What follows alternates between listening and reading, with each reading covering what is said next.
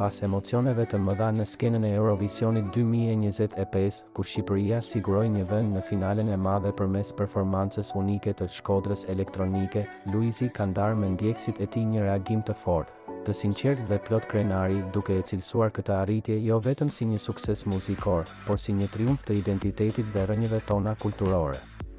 Sonte nuk u kualifikua thjesht një këngë, u kualifikua një rrënjë, shkruan ai në një story që po bën xhiron e rrjetit, duke shoqëruar fjalët e tij me një sfond të zi dhe mesazhin në të bardhë.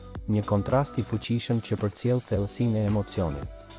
Për Louise Aylin, kjo këngë nuk ishte një formulë për të fituar me çdo kusht, por një mënyrë për të përfaqësuar një brez të tërë që është rritur mes melodive të së kaluarës dhe tingujve të së ardhmes.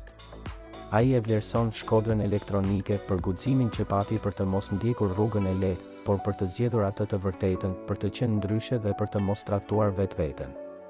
Ai e cilëson këtë moment si një çast kur Europa jo vetëm e dëgjoi Shqipërinë, por edhe u ngrit në këmbë për të duar trokitur një shpërthim të sinqert artistik. Mëtej, Luizi e shpreh këtë moment jo si një përmbyllje, por si një thirrje të madhe për të gjithë shqiptarët, një mesazh që duhet të na motivojë të besojmë më shumë te vetja jon, te gjua jon, te tingulli ynë dhe te rrënjët tona. Kur muzika është e sinqertë, ajo nuk ka nevojë për përkthim, shkruan ai, një fjali që ka frymëzuar ndjekës nga mbar bota, jo vetëm për thjeshtësinë e saj, por për të vërtetën që mbart brenda. Në këtë reagim emocional, ai nuk nguron të përmend edhe faktin se Shkodra Elektronike nuk ktheu thjesht një traditë në muzikë, por e bëri atë krenari kombëtare, duke e pozicionuar Shqipërinë në një tjetër nivel artistik në sytë e Europës. Finalja është vetëm fillimi, shkruan ai në fund, duke lënë të kuptohet se suksesi i vërtet nis tani, se zëri i Shqipërisë u dëgjua dhe rruga përpara është plot mundësi. Fjalët e tij janë shpërndar masivisht nga fansat dhe ndjekësit në rrjetet sociale, duke u cilësuar si një ndër reagimet më të forta dhe më të ndjera të kësaj jave.